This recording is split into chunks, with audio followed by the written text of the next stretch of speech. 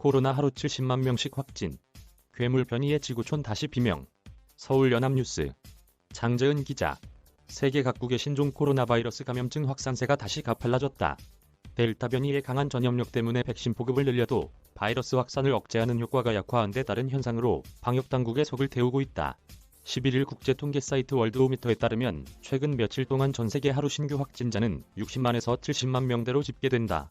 이는 올해 4월 중순에 작성된 고점인 90만 명대보다 낮지만 지난 6월 후반 20만 명대보다는 훨씬 가파른 수치다. 각국 보건당국은 전파력이 훨씬 강한 델타 변이로부터 백신 미접종자를 비롯한 취약층을 보호하기 위해 방역 규제 강화에 나서고 있다. 미국, 인도, 프랑스, 브라질 등 세계 곳곳 다시 비명. 델타 변이로 말미암은 확진자 증가세는 여러 국가와 지역에서 나타난다. 신속한 백신 보급을 토대로 지난달 4일 독립기념일을 맞아 방역 승리를 선언한 미국도 곤욕을 치른다. 미국은 그 무렵을 기점으로 확산세가 가팔라져 최근 하루 신규 확진자가 10만 명 넘게 쏟아지고 있다. 월드오미터 집계에 따르면 이날 현재 하루 신규 확진자는 미국이 최다로 집계되고 있다. 이란, 인도, 브라질, 인도네시아, 프랑스, 영국, 러시아 등이 뒤를 따르고 있다. 확산세는 선진국, 개도국, 저개발국을 가리지 않는 모양새다.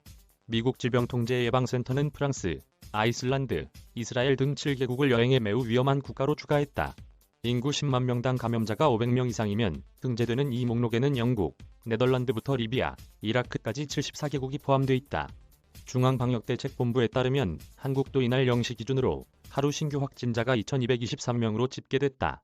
한국에서 하루 확진자가 2000명 넘게 나온 것은 작년 1월 20일 국내 첫 확진자 보고 이후 1년 6개월여 만에 처음이다.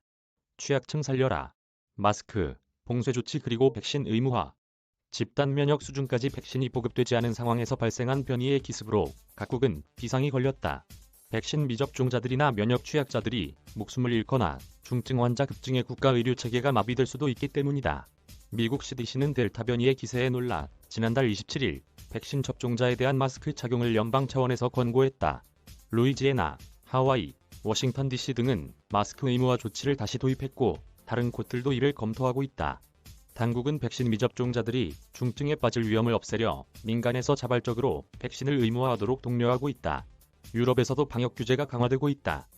프랑스는 영화관처럼 50명 이상이 모이는 문화, 여가시설을 이용할 때 백신 접종 증명서를 제시하도록 하고 있다. 그간 방역에 성공했다고 자평하던 아시아 태평양 지역 국가들은 주된 전략인 봉쇄에 다시 매달리기 시작했다. 호주는 급격한 확산세에 놀라 외국인뿐만 아니라 자국민의 출입국까지 사실상 봉쇄하는 등 요새화 전략을 강화했다. 청정국으로 자처하던 중국도 수십 개 도시에서 확진자 수백 명이 속출하자 국내 교통을 차단하고 봉쇄 정책으로 돌아섰다. 일상 박탈 피로. 방역 규제 도입의 사회 갈등 악화.